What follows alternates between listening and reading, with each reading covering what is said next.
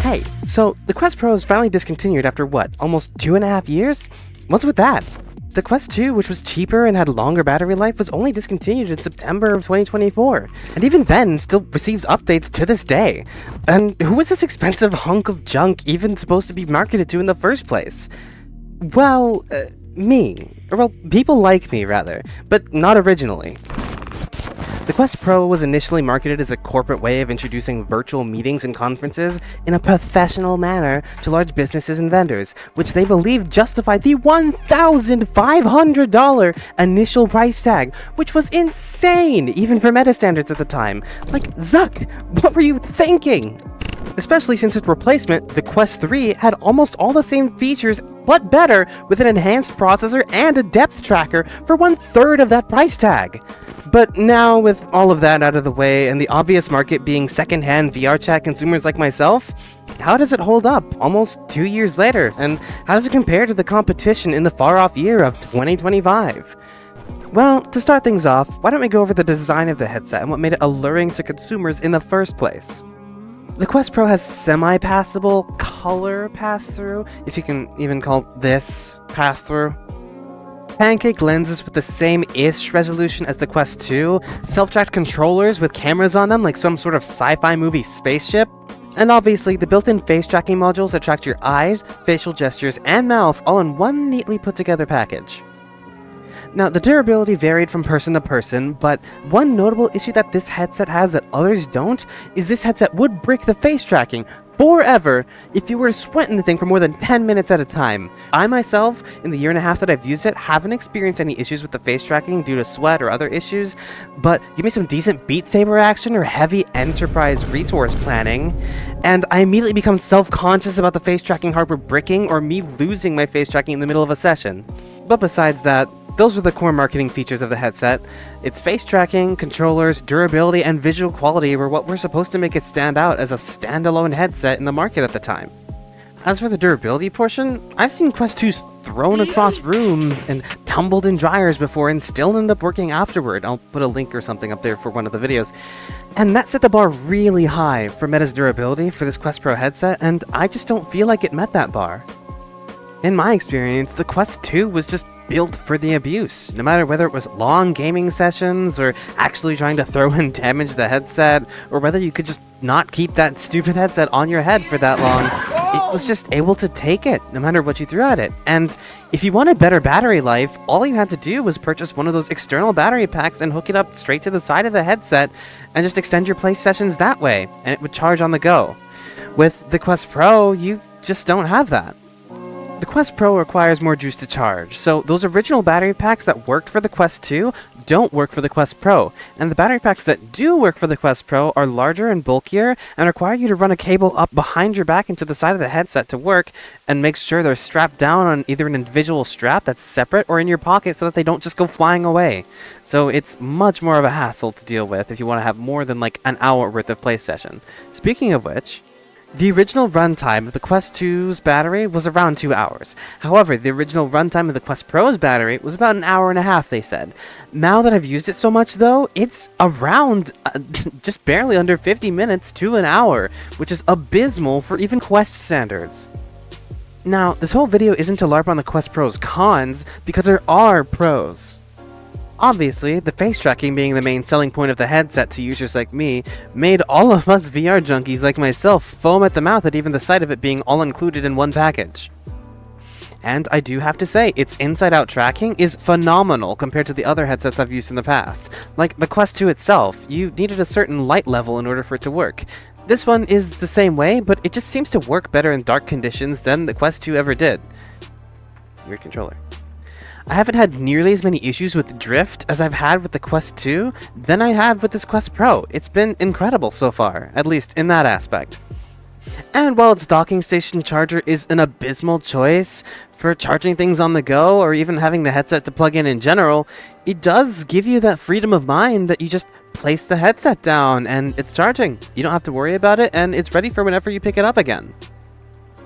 I personally use Vive trackers and index controllers in VR instead of the Pro controllers, but having them as a free backup option that just work whenever the knuckles die is just another layer of worry that I don't have to care about. With all that other stuff out of the way, let's go into a deep dive of the face tracking that this headset has to offer, because as a personal avatar creator myself, I deal with that a lot, especially with some of the commissions and avatars I do for myself. It's one of my most requested features. The face tracking, simply put, is amazing. Is it the best out there? No. But for its value on the secondhand market and the fact that it's all built in and doesn't need some secondary add-on that makes you look like a Minecraft villager when using it, just makes it the perfect choice for someone like me. I have little to complain on when it comes to the face tracking. Both its responsiveness and broad range of facial gestures plus eye tracking make the thing a godsend for creating VRCFT avatars with generalized parameter-listic universal expressions. It's silly, fun, and includes all the facial gestures and movements you'd really ever need to display your happiness or disgust of others in-game. My only other gripe is they never released an update for individual eye tracking on this headset. Like, why? Now, what that means importance-wise is it allows you to focus on things instead of constantly having an 1,000-yard stare wherever you look. Like, you have the hardware. Why won't you just let me focus on things? But other than that, it works flawlessly, and I haven't had any other issues with it so far. Now, it works better on furry avatars because they seem to be the more expressive of the bunch, other than meme avatars like whatever this thing is. I personally got my Quest Pro for about $700 a year and a half ago on a place called OfferUp Secondhand, and I've been pretty happy with it, but you could probably still find ones for cheaper, because at the time, for me, it was a steal, but I've seen ones on OfferUp and eBay for like $500 when they're not a scam, so just be on the lookout for that if you're looking for one. And if you find one that isn't used too badly or is still in its box, then you can have a very similar unboxing original experience that most other people did when they first bought theirs 2.5 years ago. There are plenty more tangents I could go on about this headset and its failures or features, but if you're still here and considering buying one yourself secondhand since Meta no longer sells it on their store, then you're purely here for one of two options, for either the self-tracked controllers or the headset and its face tracking itself. The Vive XR Elite and the Vive Focus Vision are the Quest Pro's main competitors right now in the market, and they can really have you considering which is the best face tracking headset for your buck. The Vive's launched with some pretty terrible face tracking at the start, and the software integration for it with VR chat was really horrible at best.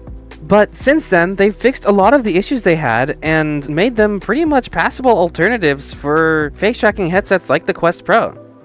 But for a beginner, and the fact that it's an ease-of-use headset being a Quest and all, I still believe it's the personal best bang-for-your-buck headset that has face tracking here in 2025. Now, as for what the future holds, and what Valve has hidden under the sheets around the corner of 2026, I don't know. For all I know, the Quest Pro could just stop receiving updates this year and fade into obscurity. But for the moment, and the fact that I'm a Quest simp myself, I'd say it's still worth a hassle to this day, especially with the right softwares to get it integrated into your VR playthrough easier.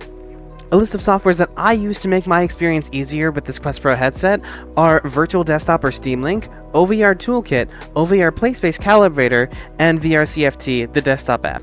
And those are basically the necessities you need to get started with this Quest Pro headset in general. As for comfortability and accessories, I personally haven't upgraded much other than the microphone, because the built-in one sounds like complete dog sh**. This is how I sound on the Quest Pro mic compared to the Antlion Mod mic I use now. I won't go too deep into the accessories or third-party aspect of this video. If you really want to find out what other upgrades you could have for your headset that would help you in the future, Boneless made an amazing video on it. I'll link it up here in the corner somewhere. So go watch it and check it out. He did an amazing job reviewing this headset. Would I still recommend buying one? Yes. Would I still recommend buying one in 6 or 7 months when another VR headset comes out? Probably still yes.